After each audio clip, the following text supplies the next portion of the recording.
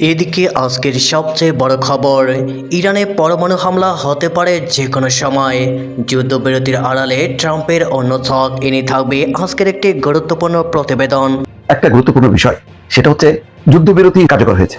ইরানের 10 দফা নিয়ে আলোচনা হবে। এখন 10 দফার যেই দফা বিষয়গুলো অন্তর্ভুক্ত হয়েছে, আসলে কি আমেরিকা সে মেনে নেবে? এদিকে ইরানকে ধ্বংস করতে মাঠে 4 বেঈমান, আমেরিকার ফাঁদে পা দিয়েছে 4 মুসলিম দেশ। এনে থাকবে আজকের একটি গুরুত্বপূর্ণ প্রতিবেদন। ইসলাম ধর্মে 40 সংখ্যাটি বড় তাৎপর্যপূর্ণ। রাসূল মুহাম্মদ সাল্লাল্লাহু আলাইহি সাল্লামের নবুয়ত লাভ 40 বছর বয়সে। নবী ইব্রাহিম আলাইহিস সালাম আগুনের মধ্যেও নাকি ছিলেন 40 দিন, পরে বিজয়। ইরান যুদ্ধটাও 40 দিনে এসে শেষ হলো। নিছক কি কাকতালীয়?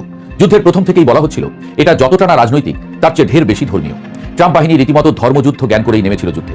শেষ পর্যন্ত সেই 40 দিনেই যুদ্ধ থামা এবং সেখানে ইরানের জয় জয়কারের ঘটনা সেদিকেই ইঙ্গিত দিল। এদিকে ইরানে অন্যায় আগ্রাসন বন্ধে রাজপথে আমেরিকানরা, ট্রাম্পের শেষ দেখতে চাইছেন মার্কিনীরা। এ নিয়ে থাকবে আজকের একটি গুরুত্বপূর্ণ প্রতিবেদন। আজ পর্যন্ত এরা লুটপাট করে নাই, শোষণ করে নাই, মানুষকে গোলামি এই লেভেলে করায় নাই। ইস্টিনিয়া কোম্পানি, পলাশির যুদ্ধ, আপনাদের অনেকেরই খেয়াল থাকার কথা।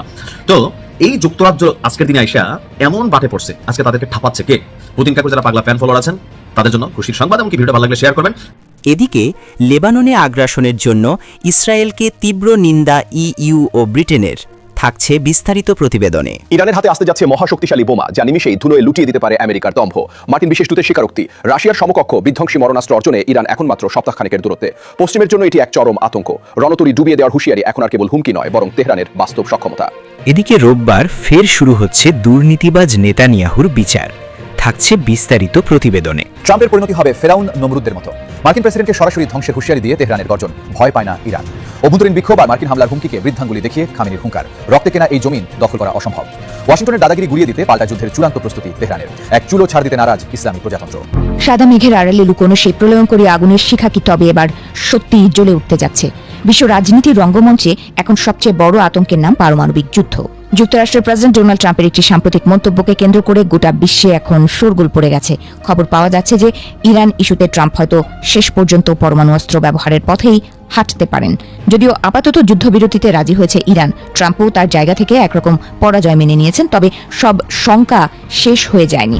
ঘটনার সূত্রপাত হয়েছিল বেশ কয়েক বছর আগে, যখন সাংবাদিক জো স্কারবেরো একটি বিস্ফোরক তথ্য ফাঁস করেছিলেন। তিনি দাবি করেছিলেন ট্রাম্প তার বিদেশ নীতি নির্ধারণী দলের সাথে 1 ঘন্টার বৈঠকে অন্তত 3 বার জানতে চেয়েছিলেন কেন আমেরিকা পরমাণু অস্ত্র ব্যবহার করতে পারবে না। সে সময় অনেকেই এই দাবিকে গুজব বলে উড়িয়ে দিয়েছিলেন, কিন্তু বর্তমান ভূ রাজনৈতিক প্রেক্ষাপটে সেই পুরনো আশঙ্কা নতুন করে ডালপালা মেলতে শুরু করেছে। সম্প্রতি ট্রাম্পের একটি সোশ্যাল মিডিয়া পোস্ট আগুনের ওপর ঘি ঢালার মতো কাজ করেছে। সেখানে তিনি সরাসরি পারস্য সভ্যতাকে ধ্বংস করে দেওয়ার হুমকি দিয়েছেন। এই হুমকির পরই সামরিক বিশ্লেষকরা নড়ে চড়ে বসেছেন। তারা মনে করছেন ট্রাম্পের এই মানসিকতা কেবল রাজনৈতিক বাগাড়ম্বর নয়, বরং এক ভয়াবহ যুদ্ধের পূর্বাভাস।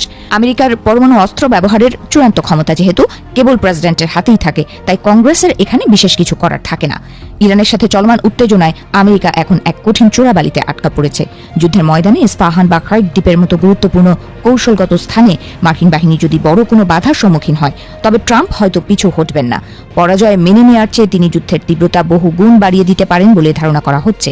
আর এই তীব্রতা বৃদ্ধির চূড়ান্ত রূপ হতে পারে পারমাণবিক বোমার ব্যবহার। ইতিমধ্যে মার্কিন সামরিক বাহিনীর উচ্চ পদস্থ কর্মকর্তাদের মধ্যে অস্থিরতা লক্ষ্য করা যাচ্ছে।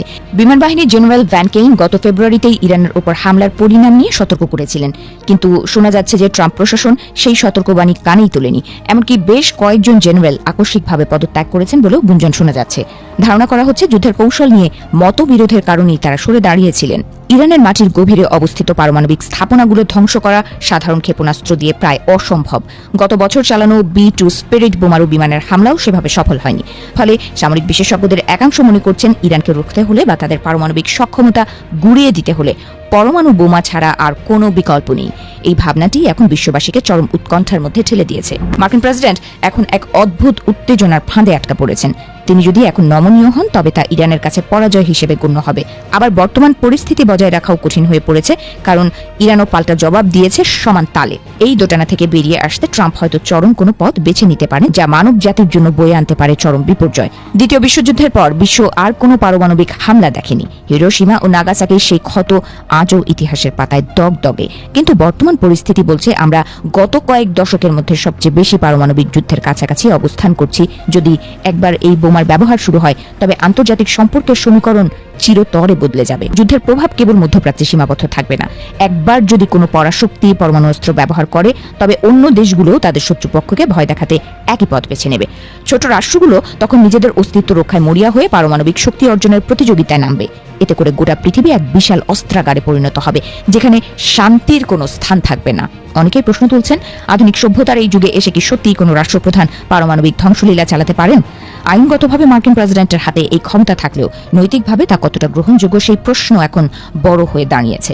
কিন্তু ট্রাম্পের গতানুগতিক ধারার বাইরের রাজনীতি সবসময় আমাদের অবাক করেছে, আর সেই অবাক হওয়ার তালিকায় যদি পরমাণু যুক্ত হয় তবে তা হবে মানব ইতিহাসের সবচেয়ে বড় ট্র্যাজেডি। ইরানের বিমান প্রতিরক্ষা ব্যবস্থা এখন আগের চেয়ে অনেক বেশি শক্তিশালী। গত কয়েকদিনের সংঘাতে আমেরিকার কয়েকশো মিলিয়ন ডলারের যুদ্ধ বিমান ধ্বংস হয়েছে বলে খবর পাওয়া গেছে। এই ক্ষয়ক্ষতি ট্রাম্পের মতো একজন নেতার পক্ষে মেনে নেওয়া সহজ নয়। সামরিক শক্তি প্রদর্শনের নেশা শেষ পর্যন্ত পারমাণবিক বোতামে হাত রাখতে বাধ্য করবে কিনা, সেটি এখন কোটি টাকার প্রশ্ন। আসলে আমরা এক অনিশ্চিত ভবিষ্যতের দিকে এগিয়ে যাচ্ছি। ক্ষমতার লড়াই আর অহংকারের দ্বন্দ্বে পারস্য সভ্যতা বা বিশ্ব শান্তি আজ হুমকির মুখে। পরমাণু অস্ত্রের ছায়া যদি একবার দীর্ঘ হয় তবে সেই অন্ধকার থেকে বেরিয়ে আসার পথ হয়তো আর কোনো দিনই খুঁজে পাওয়া যাবে না। সভ্যতার চাকা কি তবে ধ্বংসের দিকেই ঘুরছে, নাকি শুভ বুদ্ধির উদয় হবে শেষ মুহূর্তে? উত্তরটা হয়তো সময়ের গর্ভেই লুকিয়ে আছে। Do war crimes make America great again? অর্থাৎ যুদ্ধের মাধ্যমে যেসব অপরাধমূলক কর্মকাণ্ড চালাচ্ছে মার্কিন প্রশাসন, তা কি অতীতের মতো আমেরিকার সুপার পাওয়ারের তকমাপ্রাপ্ত মর্যাদা ধরে রাখতে পারছে? দ্বিতীয় মেয়াদে মার্কিন মসনদে বসা যুদ্ধবাজ প্রেসিডেন্ট ডোনাল্ড ট্রাম্পের দিকে ঠিক এভাবে প্রশ্ন ছুড়ে যুক্তরাষ্ট্রের রাজধানী ওয়াশিংটন ডিসিতে বিক্ষোভে নেমেছে সেখানকার স্থানীয় জনতা। সব অপকর্মের দোষর ইসরায়েলের ইন্ধনে ইরানের যুদ্ধ চালিয়ে মোটেও বিচক্ষণতার পরিচয় দেননি মার্কিন প্রেসিডেন্ট ট্রাম্প। নিজ দেশের অভ্যন্তরেই পড়েছেন তীব্র জনরোষের মুখে, যার জেরেই হয়তোবা ইরানের সঙ্গে টানা 5 সপ্তাহের সংঘাতে যুদ্ধবিরতির ঘোষণা দিয়েছিলেন তিনি। কিন্তু খামখেয়ালি ট্রাম্প শেষ পর্যন্ত প্রতিশ্রুতি রক্ষা করতে ব্যর্থ হয়েছেন।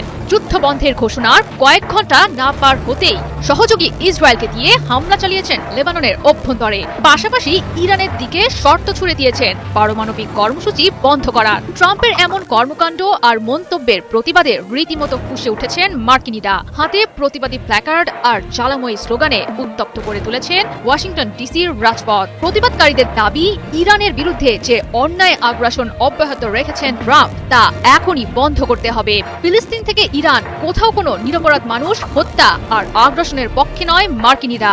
বিক্ষোভকারীদের ধারণা, ট্রাম্প যেভাবে তার ধ্বংসাত্মক পরিকল্পনাগুলোকে বাস্তব রূপ দিতে জোরদার প্রচেষ্টা চালাচ্ছেন, তাতে করে বিশ্বের অন্যান্য দেশগুলোর সামনে ক্ষুণ্ণ হচ্ছে আমেরিকার ভাবমূর্তি। এখন ইরানে যেসব নারকীয় কার্যক্রম চালাচ্ছেন ট্রাম্প, তা কোনোভাবেই সমর্থন পাওয়ার যোগ্য নয়। প্রায় 6 সপ্তাহ আগে ইরানে শুরু হওয়া সামরিক অভিযান বন্ধ এবং গাজায় শান্তির দাবিতে ইরানের পতাকা এবং ফিলিস্তিনের ঐতিহ্যবাহী কেফিয়া গায়ে জড়িয়ে বিক্ষোভে নামেন ডিসির অধিবাসীরা। আন্তর্জাতিক রাজনীতির ময়দানে প্রায় সময়ই আমেরিকার বিতর্কিত ভূমিকা লক্ষ্য করা যায়। এর আগেও ভিয়েতনাম এবং ইরাকে দীর্ঘমেয়াদী যুদ্ধ চালিয়ে গিয়েছিল আমেরিকা, হয়েছিল কটাক্ষের শিকার। তারপরও যুদ্ধে জড়ানোর নেশা দমন করতে পারেনি যুক্তরাষ্ট্র। দীর্ঘদিন ধরেই আন্তর্জাতিক নিষেধাজ্ঞার বেড়াজাল আর হুঁশিয়ারি দিয়েও যখন পারস্য শক্তি ইরানকে দমন করতে পারছিলেন না ট্রাম্প, তখনই সিদ্ধান্ত নিলেন যুদ্ধের মতো ধ্বংসাত্মক আর ব্যয়বহুল পথে হাঁটার। আর এতেই ট্রাম্পের ওপর নাখোশ আমেরিকানরা। মার্কিনীদের ধারণা, ইরানে যে লক্ষ্যমাত্রা অর্জনের উদ্দেশ্য নিয়ে অগ্রসর হয়েছিলেন ট্রাম্প, তার কোনোটি অর্জিত হয়নি। উল্টো বৃদ্ধি পাচ্ছে আমেরিকার যুদ্ধ ব্যয়। ইরান যেভাবে পাল্টা জবাব দিচ্ছে, তাতে আমেরিকার দিকেই ভারী হচ্ছে পরাজয়ের পাল্লা। সম্প্রতি করা এক জরিপে প্রায় 2/3 মার্কিনী ইরান যুদ্ধ থেকে সরে আসার পক্ষে মতামত দিয়েছেন। ইরানকে হঠাৎ নতুন খেলায় নেমেছে 4 দেশ। এবার তারা মধ্যপ্রাচ্যের রাজত্বের জায়গা দখল করতে চায়। একে একরকম বেইমানি হিসেবেই দেখছে তেহরান। অন্যদিকে এটাই হতে পারে আমেরিকার নতুন দাবার চাল।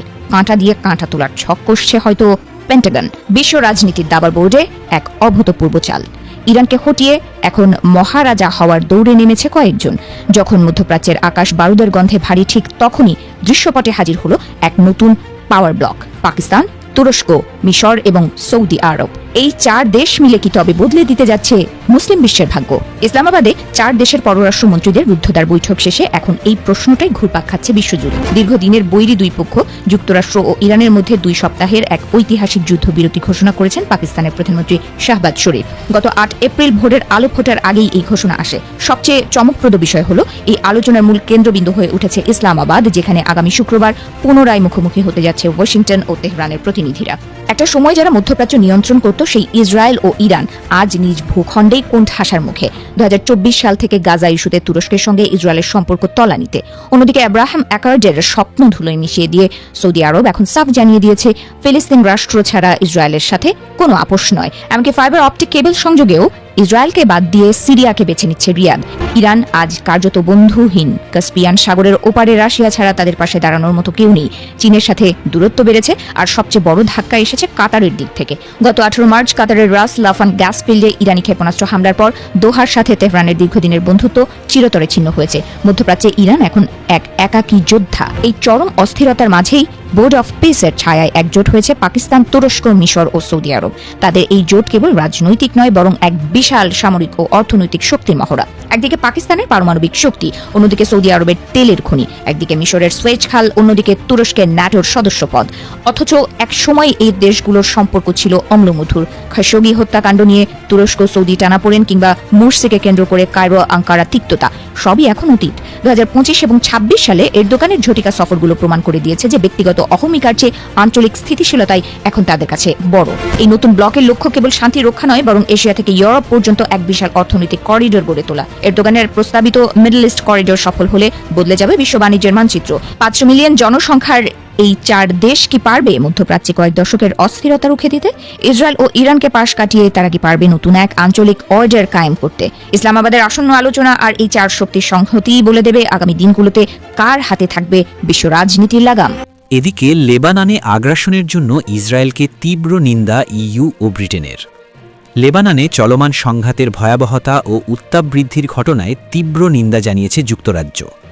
ব্রিটিশ প্রতিরক্ষামন্ত্রী জন হিলি জানিয়েছেন, মধ্যপ্রাচ্যে শান্তি ফেরাতে এবং লেবানন ইসরায়েল সীমান্তে যুদ্ধবিরতি চুক্তির পূর্ণ বাস্তবায়নে ব্রিটেন তার পক্ষ থেকে সর্বোচ্চ প্রচেষ্টা চালিয়ে যাবে।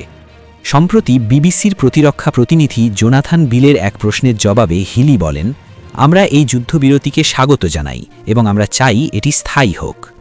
যুক্তরাষ্ট্র ও ইরানের মধ্যস্থতায় হওয়া এই যুদ্ধবিরতি কতটুকু কার্যকর হবে এমন প্রশ্নের উত্তরে তিনি আশাবাদ ব্যক্ত করে বলেন, এই প্রক্রিয়াকে শক্তিশালী করতে ব্রিটেন অগ্রণী ভূমিকা পালন করবে। তিনি আরও স্পষ্ট করেন যে লেবাননে পরিস্থিতির অবনতি কোনোভাবেই কাম্য নয়। ইসরায়েল ও লেবাননের মধ্যকার বর্তমান বিরোধগুলো যেন নির্দিষ্ট যুদ্ধবিরতি চুক্তির শর্ত মেনেই সমাধান করা হয়, সে বিষয়ে আন্তর্জাতিক চাপ বজায় রাখার ওপর জোর দিয়েছে যুক্তরাজ্য।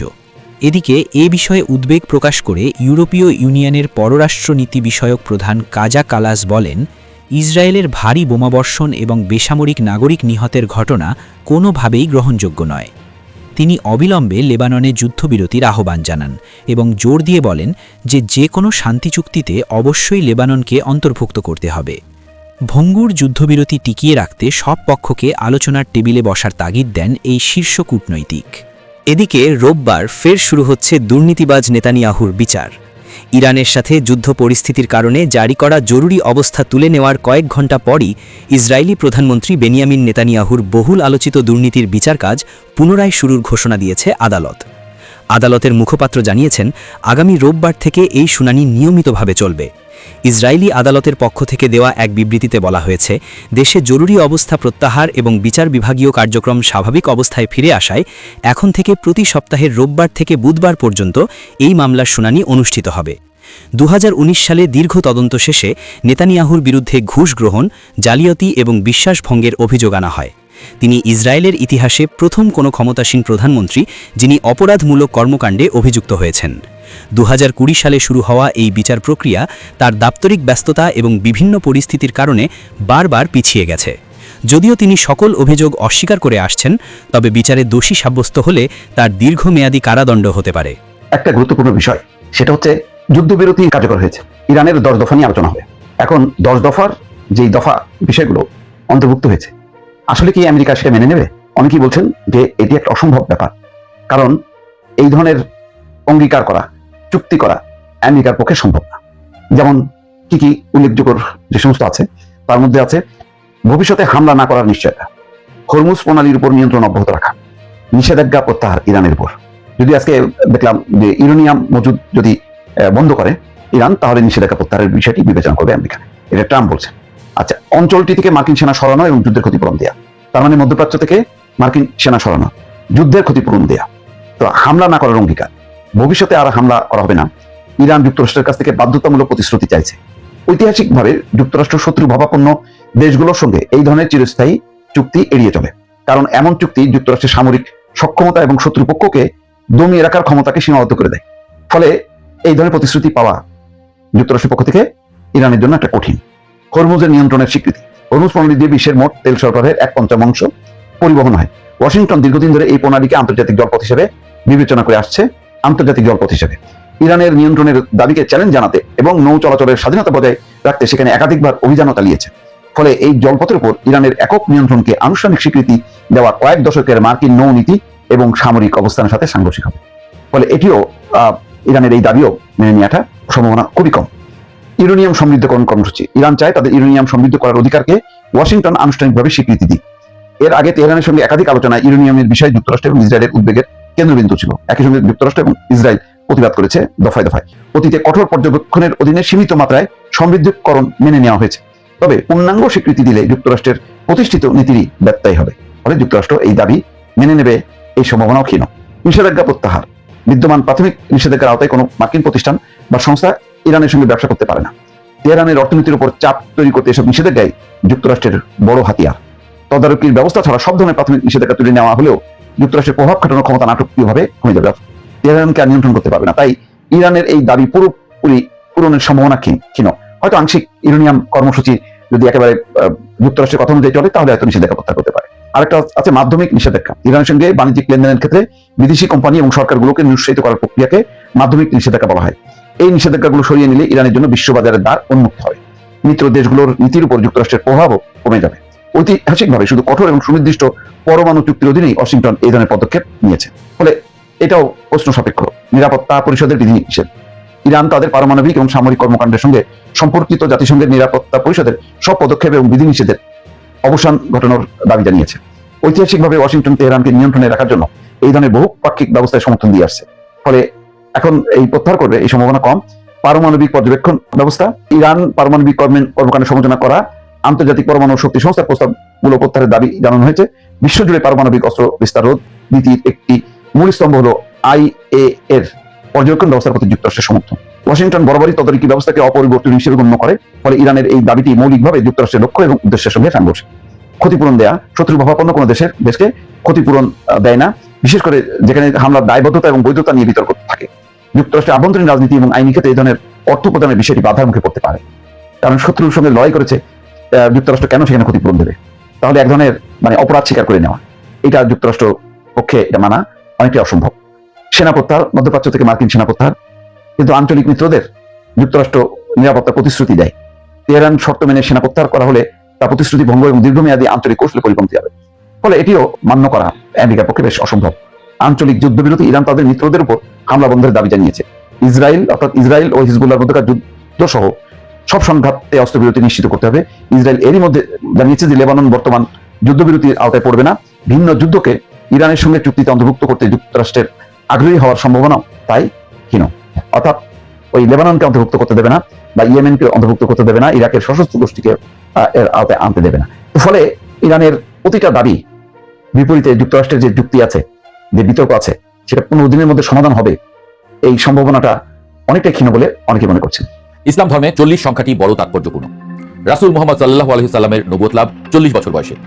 নবী ইব্রাহিম আলাইহিস সালাম আগুনের মধ্যেও নাকি ছিলেন 40 দিন, পরে বিজয়। ইরান যুদ্ধটাও 40 দিনে এসে শেষ হলো। নিছক কি কাকতালীয়? যুদ্ধের প্রথম থেকেই বলা হচ্ছিল এটা যতটা না রাজনৈতিক, তার চেয়ে ঢের বেশি ধর্মীয়। ট্রাম্প বাহিনী রীতিমতো ধর্মযুদ্ধ জ্ঞান করেই নেমেছিল যুদ্ধে। শেষ পর্যন্ত সেই 40 দিনেই যুদ্ধ থামা এবং সেখানে ইরানের জয় জয়কারের ঘটনা, সেদিকেই কি ইঙ্গিত দিল? রাশিয়া বলছে যুদ্ধে পুরো দস্তুর জয় পেয়েছে ইরান। চীনের কথাও তাই। সারা বিশ্বই স্বাগত জানিয়েছে এই যুদ্ধবিরতিকে। 2026 সালের 8 এপ্রিল যখন পারস্য উপসাগরের আকাশে বারুদের গন্ধ ছাপিয়ে শান্তির সাদা পায়রা ওড়ানোর ঘোষণা এলো, তখন হোয়াইট হাউসের সিচুয়েশন রুমে পিন পতন নীরবতা। ডোনাল্ড ট্রাম্পের দ্বিতীয় মেয়াদের সবচেয়ে বড় জুয়াটি যে এভাবে মুখ থুবড়ে পড়বে তা হয়তো মার্কিন সমরবিদরাও কল্পনা করতে পারেননি। যুদ্ধের প্রথম প্রহরে যখন ইসরায়েলি গোয়েন্দা সংস্থা মোসাদ দাবি করেছিল যে কয়েক ঘন্টার মধ্যেই তেহরানের পরমাণু স্থাপনাগুলো মাটির সঙ্গে মিশিয়ে দেওয়া হবে, তখন খোদ ওয়াশিংটনও ভেবেছিল এটা কেবল সময়ের ব্যাপার। কিন্তু সময় যত গড়িয়েছে, ইরানের এক একটি পাল্টা আঘাত পেন্টাগনের দম্ভকে তত বেশি ধূলিসাৎ করেছে। মস্কো থেকে পুতিন আর বেইজিং থেকে শি জিনপিং যখন তেহরানের অকুতোভয় প্রতিরোধের প্রশংসা করছেন, তখন স্পষ্ট হয়ে যায় যে পৃথিবীর ভূরাজনীতিতে এক নতুন মোড় ফিরে এসেছে। সংঘাতের শুরুটা হয়েছিল অত্যন্ত পরিকল্পিতভাবে। ট্রাম্প প্রশাসন আর নেতানিয়াহু জোট ভেবেছিল ইরানের অভ্যন্তরে অস্থিরতা সৃষ্টি করে তারা সহজেই রেজিম চেঞ্জ বা শাসন ক্ষমতার রদবদল ঘটিয়ে ফেলবে। কিন্তু মাটির গভীরে তৈরি ইরানের সেই মিসাইল সিটি বা ক্ষেপণাস্ত্র শহরগুলো থেকে যখন একের পর এক হাইপারসনিক ক্ষেপণাস্ত্র বের হয়ে আসছিল, তখন ইসরায়েলি আয়রন ডোম আর মার্কিন প্যাট্রিয়ট মিসাইল ডিফেন্স সিস্টেমগুলো সেফ খেলনায় পরিণত হয়। যুদ্ধের মাঝপথে ইরান যখন হরমুজ প্রণালীর নিয়ন্ত্রণ পুরোপুরি নিজের হাতে নিয়ে নেয়, তখন বিশ্ব অর্থনীতিতে যে সুনামি শুরু হয়েছিল তার ধাক্কা সামলানোর ক্ষমতা পশ্চিমাদের ছিল না। তেলের দাম আকাশচুম্বী হওয়ার পাশাপাশি আন্তর্জাতিক বাজারে সাপ্লাই চেইন ভেঙে পড়ায় মার্কিন মিত্ররাই ট্রাম্পের উপর চাপ বাড়াতে শুরু করে। এই লড়াইয়ে তেহরান প্রমাণ করে দিয়েছে যে সেফ প্রযুক্তি দিয়ে নয়, ভৌগোলিক অবস্থান আর ইস্পাত কঠিন মনোবল দিয়েও সুপার পাওয়ারকে হাঁটু গেড়ে বসানো সম্ভব। সবচেয়ে বড় চমক ছিল যুদ্ধের শেষ লগ্নে ইরানের উত্থাপিত সেই 10 দফা প্রস্তাব। ইসলামাবাদে যখন পাকিস্তানের প্রধানমন্ত্রী শাহবাজ শরীফ আর সেনাপ্রধান জেনারেল আসিম মুনিরের মধ্যস্থতায় দুই পক্ষ আলোচনার টেবিলে বসে, তখন তেহরানের প্রতিনিধিরা যে শর্তগুলো দিয়েছিলেন তা ছিল আদতে একটি বিজয়ী শক্তির ফরমান। ইরান সাফ জানিয়ে দেয় তাদের উপর থেকে সব ধরনের নিষেধাজ্ঞা একতরফাভাবে তুলে নিতে হবে এবং মধ্যপ্রাচ্য থেকে মার্কিন বাহিনীকে পাত্তারি গুটিয়ে বিদায় নিতে হবে। আশ্চর্যের বিষয় হলো যে ট্রাম্প যুদ্ধের শুরুতে তেহরানকে গুঁড়িয়ে দেওয়ার হুমকি দিয়েছিলেন, সেই ট্রাম্পই কেবল নিজের গদি বাঁচাতে আর তেলের বাজারের স্থিতিশীলতা ফেরাতে এই অপমানজনক শর্তের অনেকটাই মেনে নিতে বাধ্য হন। একেই রাশিয়া ও চীন বলছে ইরানের কৌশলগত বিজয়।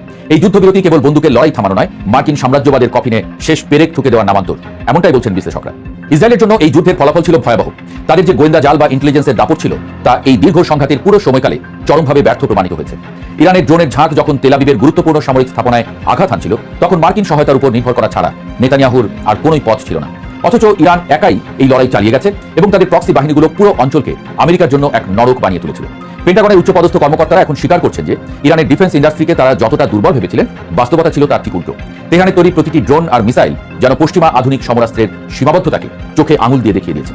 এই যুদ্ধে পরাজয়ের গ্লানি নিয়ে ইসরায়েলকে এখন দীর্ঘদিনের জন্য রক্ষণাত্মক অবস্থানে চলে যেতে হচ্ছে, যদিও লেবাননে হামলা অব্যাহত রেখেছে তারা। দক্ষিণ এশিয়ার রাজনীতিতেও এই যুদ্ধের ঢেউ লেগেছে প্রবলভাবে। পাকিস্তান যখন এই সংঘাত থামাতে মধ্যস্থতাকারী ভূমিকায় এলো, তখন বোঝা গিয়েছিল যে মুসলিম বিশ্বের ক্ষমতার কেন্দ্রবিন্দু এখন আর কেবল রিয়াদে সীমাবদ্ধ নেই। ইসলামাবাদের এই কূটনৈতিক বিজয়কে অনেক বিশেষজ্ঞই ইরানের সামরিক বিজয়ের সমান্তরাল বলে মনে করছেন। বাংলাদেশের মতো দেশগুলো এই সময়ে জ্বালানি সংকটে ভুগলেও ইরানের টিকে থাকাকে ইতিবাচক হিসেবে দেখছে। কারণ এক মেরু বিশ্ব ব্যবস্থার পতনের ফলে যে বহুমুখী শক্তির ভারসাম্য তৈরি হচ্ছে, তাতে ছোট দেশগুলোর দর কষাকষির সুযোগ বাড়ছে। আন্তর্জাতিক গণমাধ্যমগুলো এখন হন্যে হয়ে খুঁজছে সেই কারণ, যে কারণে মার্কিন নৌবাহিনীর বিশাল বহরকেও পিছু হটতে হলো। উত্তরটা খুব সহজ, ইরান তাদের সার্বভৌমত্বের প্রশ্নে কোনো আপোষ করেনি এবং তারা জানতো কিভাবে প্রতিপক্ষের সবচেয়ে দুর্বল জায়গায় আঘাত করতে হয়। যুদ্ধের পুরো সময়কাল ধরে তেহরানের রাজপথে সাধারণ মানুষের যে জমায়েত দেখা গেছে, তা পশ্চিমা প্রচারণাকারীদের কপালে চিন্তার ভাঁজ ফেলে দিয়েছিল। তারা ভেবেছিল বোমা ফেললে মানুষ সরকারের বিরুদ্ধে বিদ্রোহ করবে, কিন্তু হলো উল্টো।